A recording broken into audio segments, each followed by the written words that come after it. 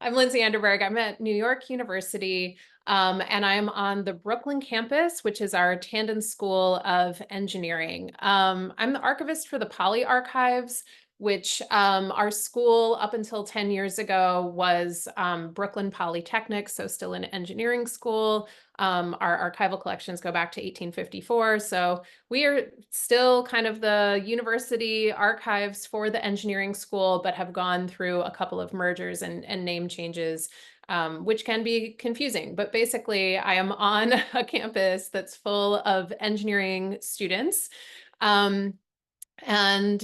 This is a picture from our NYU Tandon Makerspace, which is in the building. It's our main academic building, which is in the building next to where our library and archives are. So I know some people have makerspaces within their library or same building. Ours is right next door. The makerspace was also created 10 years ago due to this merger with NYU. We, got some more money and upgraded student spaces and things like that. So it's a maker space and a machine shop. I am just talking about like some brief, I have two things that I've done with the makerspace and one thing that's very much aspirational. None of these are big projects. All of these are kind of one-off things. So I'm curious to see what other people have done and if people have moved things beyond sort of like a one-off into something more in-depth. Uh, I'll also say all of these things I think really came about because I've had a really like myself plus the library in general has had like a really good relationship with the humans in our makerspace. And I think just having that good relationship and kind of going to each other's workshops and visiting each other's spaces, both kind of having these very student-centered missions, have made it so that like if something pops up, like we don't always have something happening, but we're pretty willing to support each other if something arises. So that was the case with this design week in 2022. The Makerspace was putting together a whole slate of workshops and activities around this theme of Design Week. Just this morning, I was Googling, I was like, when is Design Week? And weirdly, it seems like it kind of moves around, maybe partly at the whim of the Cooper Hewitt Museum. If anyone knows more about Design Week, let me know. Because at one point I was like, oh, sometimes it's in October, which seems great because that's also like Archives Month, Archives Week. But no, sometimes it's in February, sometimes it's in the summer.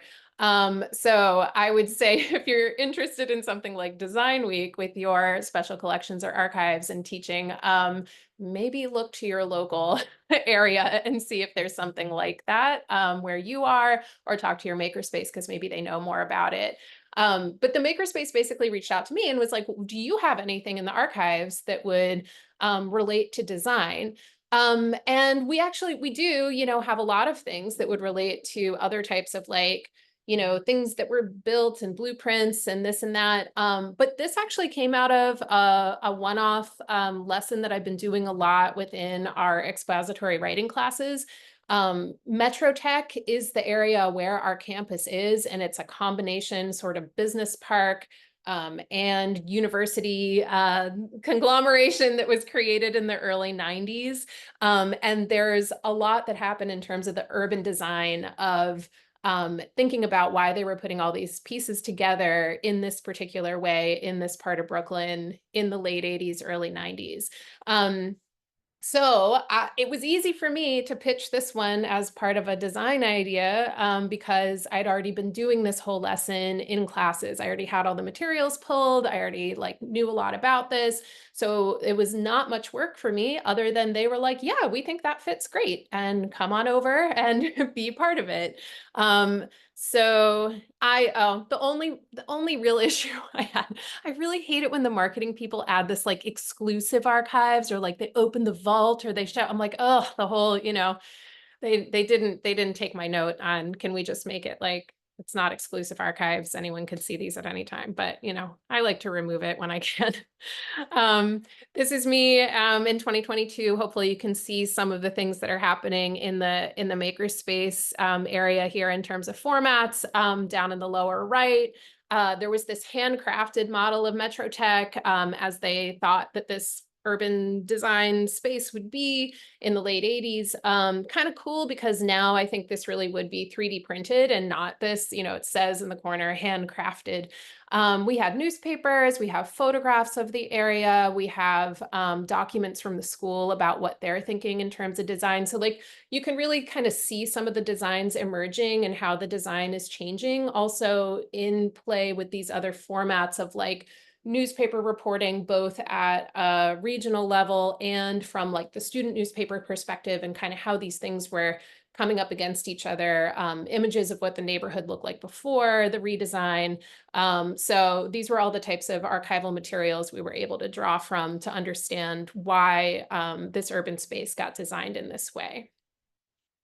The second example is that this is more recent. This was from this past spring. I reached out to the makerspace because I had a group of students who got interested in the fact that we have not produced a yearbook at our school for over a decade now.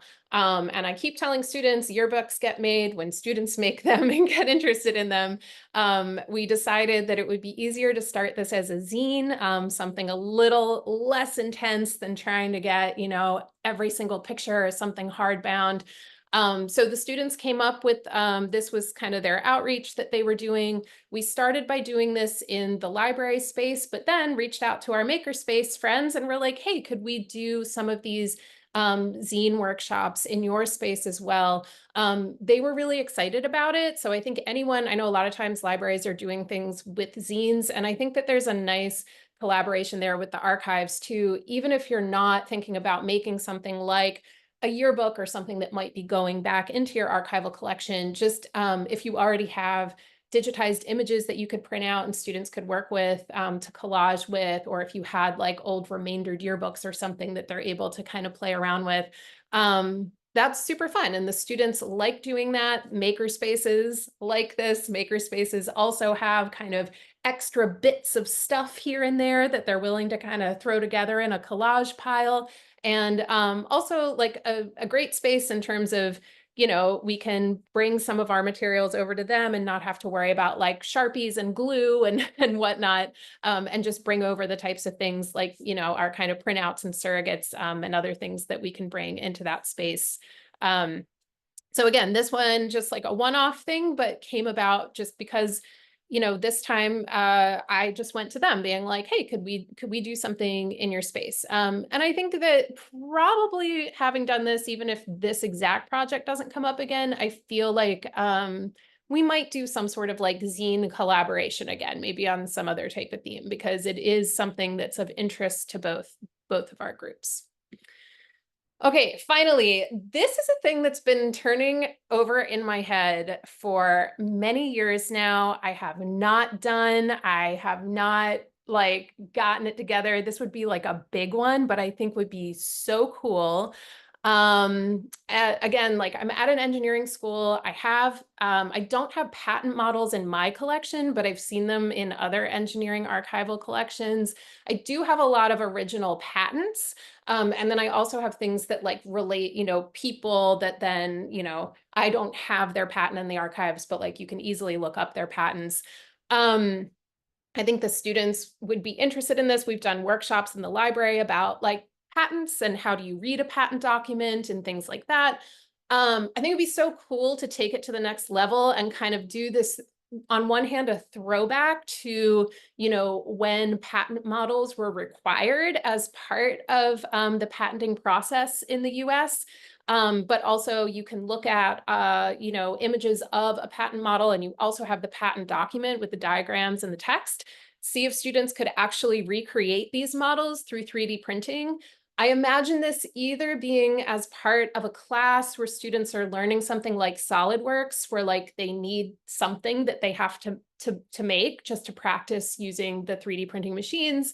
Or I think it would be so fun if I could get this into some sort of like a competition type thing. Like I've thought about this with Stevens Institute of Technology is right across the river from us in Hoboken, and they actually have patent models in their archives. And I'm like, ooh, what if we could like really nerd out the engineering students and have them do some sort of patent model competition?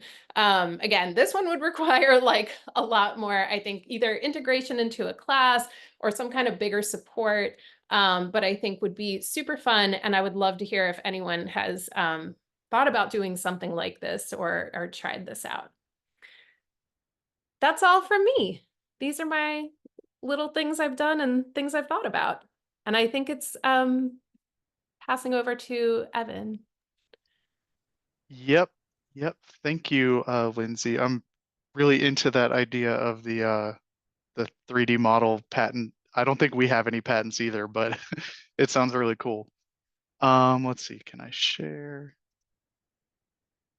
There we go. Can y'all see my screen? Yes. Okay, great. Okay. Um, so my name is Evan Spencer. I am the Outreach and Instruction Archivist at the University of Texas at Arlington Special Collections. I use he, him pronouns. And basically, I'm going to tell you, similar to Lindsay, about a couple of things that we have done with our makerspace here at UTA Libraries. Um, and, uh, basically, we don't have a fully formed program or anything like that. It's kind of ad hoc. It's kind of when it arises. But I think that I've had some good takeaways from it, so that's why I wanted to share with you all. So, um, to get started, I wanted to give you a little bit of an overview of our teaching program and then also the Fab Lab space that we have, our makerspace. So basically, we've been ramping up our teaching program since after COVID. In 2019, they did 20 classes that whole academic year, mostly history classes. And these were kind of all scheduled by professors here on campus that we weren't doing any outreach or our staff wasn't doing any outreach. And these were almost entirely show and tell, not really incorporating experiential learning or anything like that. So since that point, we have been really ramping that up and kind of overhauling the program. This past academic year, we did over 100 classes, trying to reach into different departments and do different things. And our sessions are now based on experiential learning and active, activities and not so much on the showing and the telling. So my goal as the outreach and instruction archivist is to be innovative and kind of create new pathways for archival materials to be used and integrated into classes here on campus. And lucky for me, I've got a Fab Lab down on our first floor. We're on the sixth floor, so we've got willing and very talented partners to work with us on some of these innovative ideas. So our Fab Lab is an 8,000 square foot makerspace containing all kinds of different equipment, 3D printers, laser cutters, kilns, sewing machines. There's a full wood shop down there, vinyl printers, all kinds of stuff. They're adding a dark room. I don't know what we're gonna do with that, but it's cool. They've been doing some construction down there over the summer. So I mean, we've got photo collections, right? I don't know. There might be a partnership there. So their staff has also developed what they call the Maker Literacies program, which is kind of a open educational resource idea of like what can we do in maker spaces. So their goal is to try to answer the question, how can academic library maker spaces impact learning? So they're kind of like a national leader in the realm of maker spaces, which I'm like super lucky to get to work with them. Um, so I'm going to talk to you about two different activities that we've done. The first one is a K through 12 activity that we did back in 2022. The main idea was that seventh grade students from our local school district here could come and visit the Special Collections exhibit, which was on Texas history called The Shifting Shapes of Early Texas, which used our cartographic collection to highlight the changing geographic and political landscape of what we now call Texas. So their learning objectives were derived from the Texas like educational standards for seventh graders. But we also wanted them to take away a sense for the history of mapping and then also printmaking. So how did maps actually get made? How did people used to make things? And so to accomplish this, I met with Fab Lab staff to develop the idea into something we could actually do to accomplish both their, their TEKs, their state standards, but also these additional learning objectives that we had. So the first step was that Fab Lab students took scans of 3 of our most prominent maps from the exhibit and used Photoshop and Illustrator to turn them into printable files for the laser cutter. I don't know if y'all can see my mouse, but in the top left photo here, you can see the plate that ended up coming. So it's like the reverse image of one of our Texas maps. I should have gotten a closer up picture of that. So basically they took the map scan that we already had and then, created a printable file for the laser cutter that they could then use to create like essentially wood blocks to do this printing activity. And so then they used open source files from Thingiverse to create the 3D printing press or the 3D printed mini printing press that you see here also in the top left image. So everything you see there was printed in our space except for the metal screws and then the wood piece down there that's just kind of holding it all up. And they've since iterated on that design and made it bigger and made it a little bit more easy to use than it was in this first. This was the prototype here that you see pictured. So um, basically, the students then got to visit and they got to actually, go into to our exhibit space and learn from the curator of the exhibit about Texas history and how what we know of as Texas today has shifted constantly, really until well, up into the present even. And then they got to come out into our library atrium and they got to go through the process of making a print. So they got to roll the ink in the brayers and apply the ink to the plate, and then run the plate through the printing press, really emulating the style of a woodblock print. So their ultimate goal was to print the map you see here on the top right image, and superimposing these 3 different shapes onto each other to kind of tie everything together into that into their own little map that they get to take home with them. So if your area has had different geographic shapes, I think you could probably run a similar activity if you have maps in your collection. So I'm going to talk about this activity actually in the K-12 presentation tomorrow from that like K-12 perspective. So I'll talk a little bit more about it tomorrow if you're interested. The other project that I want to talk about is one that kind of just came out of nowhere. It was very like spur of the moment, or like this opportunity has arisen, right? It wasn't planned out ahead of time. And so I think that this illustrates like that makerspace people are like down to do stuff, I think is like the point of this. So if you want to plan stuff ahead of time, that's great. If you have an idea that comes up and you're like, hey, can we make volvels from a book from 1534 into things that I can actually touch and give out to people and let them use? They're probably going to say yes to both. So basically in our medieval science and technology class that was embedded with us last semester, they were researching with our early modern materials related to the history of astronomy. So again, we didn't start out with the intention of making or working with the maker space, but a couple of the students in the class really gravitated towards Peter Apian's Cosmographia, which you can sort of think of as like an experiential learning tool for amateur astronomers in the 1530s. This book had descriptions of astronomical phenomena, astrological phenomena, of course, as well. But then it also had volvels to help you learn how to observe the universe for yourself. Um, and so our curiosity took over. These 2 students, Travis and Alex and I. We really wanted to understand how these instruments work, how they worked, in 1534. But then also, the thought that came to our mind was, what can we do with these in the present to teach people about astronomy and then also about the history of astronomy? So Travis, one of the students, is studying to be a biology teacher. So he's interested in science education. And then the other student, Alex, he just so happens to be a student lead in the Fab Lab. So his first thought was, I can make this thing. Um, so basically, we took scans with an overhead scanner of the volvels in different positions, and then he was able to take those scans and isolate each layer of the volvel. So you can see there in the third image from the left, these are the different layers that he's identified and sent to the laser cutter to make the actual woodcut pieces that you see there on the far right.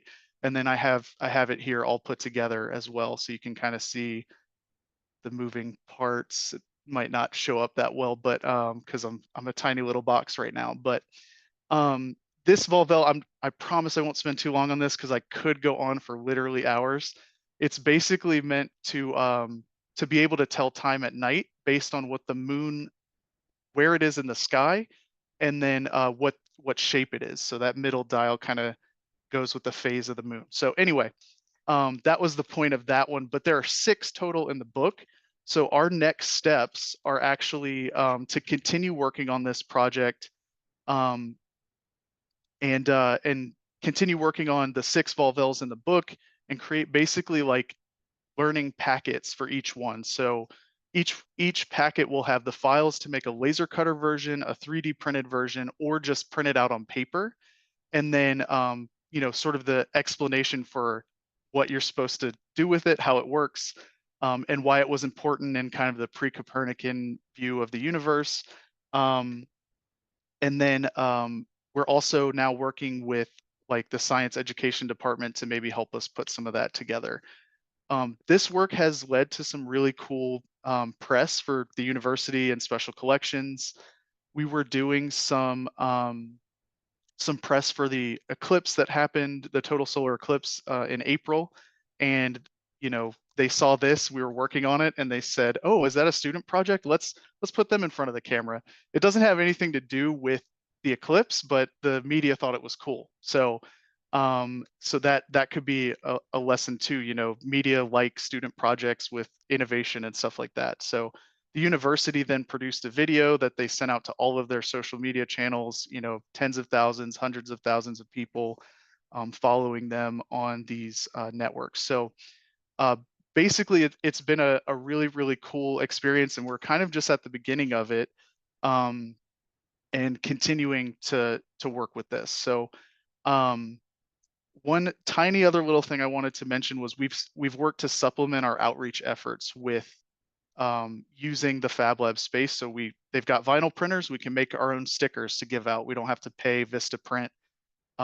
We pay like just the cost of the materials. And then we've also done a like large banners on top of our space to kind of help invite people in. Say, hey, there's a exhibit in here you want to see.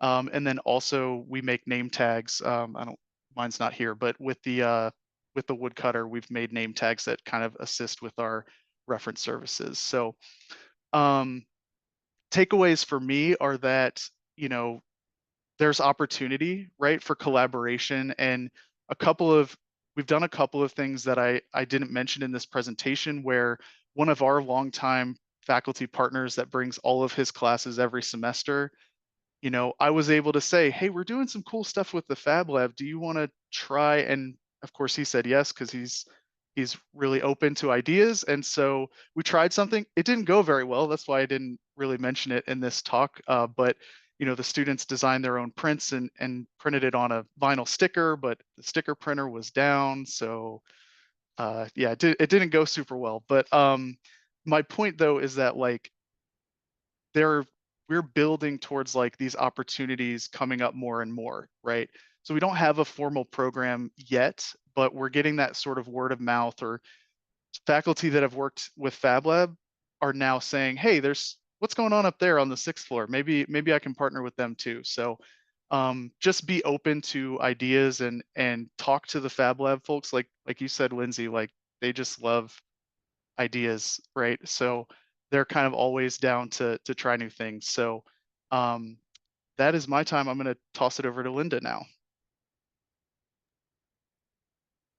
Great. Thanks, Lindsay and Evan, for setting that up. My name is Lynda Kachurek. I'm the head of Book Arts, Archives, and Rare Books at the University of Richmond. And as you can tell from my job title, hopefully, are you seeing my slides? Great. Yes. Hopefully, as you can tell from my job title, we have a version of a makerspace incorporated into the department. And that's really the focus of what I want to talk about today is addressing, because there has been a tremendous amount of support and resources incorporated into this during the last 12 years. We often talk about our reason for being, our why, to help upper administration sort of understand that path. So I want to talk a little bit about our frameworks and why we do what we do. I want to talk about the development of how this came to be within our department, sort of the how of it all, and then really what turns that into a success story for us, which is our alignments, the actual what and how of what we do. So anybody who deals with academic librarianship knows the ACRL framework inside and out. What we decided to do was sort of build on an element of that and look at the information creation as a process as sort of our key theme. And we are a liberal arts institution, but about 40% of our undergraduates are in the business school. So we also turn to the idea that creativity is one of the most desired soft skills in 21st century industries and positions. So we really wanted to emphasize the idea that creativity is a skill that can be learned and developed and nurtured, which is in some cases almost foreign to students who are coming in going, well, I was told to color inside the lines, or I told I wasn't good at art, or I'm not very creative. And so we try to help reframe that thinking along these lines by focusing it on a process, much like you can learn to research, you can learn to be an ethical scholar, you can also learn creativity skills and learn how to do creative projects. For us, this really came together in an article by Mark Dahlquist that came out in 2023 when he proposed a framework for information creativity to travel along with and partner with information literacy. And as is up on the screen, Dahlquist noted that this involves using that creative originality, the production of information and in creative ways as really the key elements. And we appreciate that because it ties in, it reaches back and ties into John Dewey's vision of the library as experiential learning with the idea of locating information and using information. And so when we talk to faculty, when we talk to administration about how to make this a practice, how to frame this for conversation, we talk about creativity practices. So much like we would approach a class and say, yes, you can do research, you can do scholarship, but you can also do these creative things that will enhance the educational program. Most of us are very experienced with the experiential encounters, the rare books, the archives, the ability to touch and do and interact with. We just try to expand on that in a lot of different ways that emphasize the creativity and the importance of creativity in the education of our students within that. And so we formulated a mission statement that sort of wraps that in. And one of the things I really want to make clear, I sort of slid into this makerspaces conversation. We do not call ourselves a makerspace at all. We emphasize the book arts and the connection to the history of the book as a part of that connection to the rare books and archive side and the fact that we're housed in the library. But one of the great things about being housed in the library is that we can function as an interdisciplinary model. We have a lot of the same equipment that's in a makerspace. We have a lot of same equipment that's in the art department, but those areas are sometimes more restricted in access or projects. And we, like the library, are interdisciplinary. We're here to help out whatever faculty and students want to work with to do that. So really, the how did this thing happen? I started in 2012 as the first rare books and archives person that they've had on staff. And shortly after I started, they came in and said, oh, by the way, the university has received a donation of a book bindery. And because it's old equipment, we don't really know what to do with it, but it's old and you're doing old things with rare books and archives. So guess what? It's yours. Have fun, figure out what you're going to do with it. And that was followed in 2014 with the donation of a large quantity of metal and wood type cases and the acquisition of a 1906 platen press. And so we very quickly decided this had to be a thing. It was going to take up space, and we needed to do that. And since then, the donations have continued. Various organizations, primarily our friends of the library, have donated funds in great amount to support the book art studio that have allowed us to purchase 2 Vandercook presses. We had a guillotine, a very large guillotine, which is the upper right picture, donated that we moved down from Philadelphia. And you'll hear more about in a minute. The Friends of the Library gave a very large donation for additional equipment in 2022. But that's how we got started, was basically an approach to the university with this. So the first order of business was making space. The only space they had available was in the attic. The library is 6 stories, and they gave us we had already had books. This was our quote unquote special collections, or as I came to call it, our medium rare books. Up on the 4th floor. The first order of business was to clear half the space. So I spent most of my first year evaluating and moving books. We cleaned out the space, they remodeled, put new flooring, did a little bit of painting to create a space that we could move in the studio. And that happened in the spring of 2013. The studio lived in the attic space from 2013 to 2022. We continued to grow with equipment. We continued to grow with staff. We continued to grow with classes, all within the confines of this very restricted space. You either got up through a single staircase or a very unreliable elevator. It was not the easiest to find, and it was not the prettiest of spaces, but we made do, and we made do well, and we grew an incredible program out of this space that you'll hear more about. But the studio stayed static in the idea that we stayed in the same space. We just continued to move around and expand within that space between 2013 and 2012. The department did not. During that time, we were never open without construction for longer than 2 years at a time. So over the last 12 years, I've never been open as a department longer than 2 years at a time because we're always under construction. We're still under construction for another year. And there's a quick recapping of that. It could be something as easy as a paint job that we closed for a few weeks, or we closed for a year because we retrofit the whole storage area with compact shelving. But one of the things that I wanted to stress in showing this was that time period between 2013 and 2021, we went through a lot of construction where we learned a lot of lessons about what we wanted, what we didn't want, and how we could ideally and intentionally create a space that would be effective for the kind of instruction that we wanted to do. Along with that, we also gained staff members. Within that, in 2017, we actually hired the Book Arts Studio Coordinator, who became the Book Arts Program Director. You'll hear more about her in a minute, as well as additional staff on the archives and rare books side within that.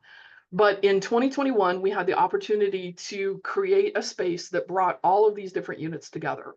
We had been spread literally across all 6 floors of the library, with the Book Art Studio on the top floor. Most of the archives area was on B1 or basement level 1, which is next to the bottom. So they decided to take basement level 1 and remodel it into a space specifically for rare books, archives, and rare books. So we had basically almost a full year to be able to work with the designers and the design team until they all left in December, and create a space. And as you can see on the screen, we were able to create sort of a workable pathway that incorporated a brand new classroom with all flexible tables, flexible seating, new workroom. We created a glass reading room, and we created a book art studio. And the book art studio is a little over 2,000 square feet of work here. And it all flows, including our office suite, all on the same floor of the library, which was an amazing experience for us. As I mentioned, the design process got a little complicated. Most of the university's design team left right in the middle of the project and left us with an intern. So Jen Thomas, our Book Arts Program Director, took over all of the design of the studio. Everything from where the equipment's going to go, to where do the outlets go, to what kind of lighting do we want, everything fell on Jen. And I can't say enough good things about the work that she did to make the success of the studio that it is. So you can kind of see it started as a classroom on the left. We emptied it out. Note the windows. If you can see my mouse, note these windows. We'll come back to that in a minute with the current construction process. But basically, they took it down to the concrete and rebuilt this entire space as part of the Book Art Studio. Our university librarian, Kevin Butterfield, was excited and has continued to remain excited. He's one of our chief advocates that helps get us a lot of this renovation support to our programs. So the windows that I pointed out actually look over this atrium. And again, that will come back in a minute. But they really did take us down and give us the ability to design an intentional space from the get-go. And by we, I of course mean Jen. We moved into the studio in the summer and fall of 2022, moving in a lot of the equipment that we had upstairs, in addition to adding teaching space, adding work tables, and other information. The Friends of the Library got really, really excited about the new space. So they gave us an additional $150,000 to purchase equipment. So that's where things like our CNC router, our laser cutter, our 3D printer, and a lot of things that were on our wish list to grow into sort of happened all at once within that. So Jen, of course, had already designed all the studio space. We found out about this and acquired the equipment. So she did a second redesign of the space to incorporate all of this wonderful new equipment that we were getting in to do that. The latest round of construction that we are now in the middle of a 2-year process. Remember I told you about the windows and the atrium? The bottom right picture is they're covering that atrium space and are turning it into, there's going to be a coffee shop in the back and a new or additional entrance to the library. So all of a sudden, we're going to have a minimum of 250 seats right outside our doorstep. So right outside our new Book Art Studio with that window into the world and our glass reading room for the rare books and archives, we're suddenly getting this 250 constant seats and people literally right on our doorstep. So we're excited and terrified all at the same time. We're also bringing back a long-term loan that the university had loaned out in a Washington press, and that's going to anchor the new space right outside the rare book room for that. So it'll be definitely a talking point that will encourage people into the studio. But the success of the studio primarily falls on the work that we do. And again, that comes directly from Jen Thomas, the Book Arts Program Director. But one of the best alignments that we made from the beginning was to partner with the university's communications team. And they have been one of our biggest fans. In the spring of 2015, they did an incredible video about how letterpress is done that highlighted our 1906 platen press. They did an article, they did the video, they sent a crew over to do that and promoted it as part of the university's magazine. We did the first class in the fall of 2015. Mind you, we did not have any book art staff at that point. We borrowed staff. It was a joint class with another university here in town. And we borrowed their instructional staff to actually print the material with the students for that, but we used our space in the attic to do that. So it happened very quickly. We moved in the equipment the press came in 2014. We had the first class in the fall of 2015 for that. Jen came to us. We hired Jen in the fall of 2017, and she hit the ground running. By the spring of 2018, we began regular project-based instruction.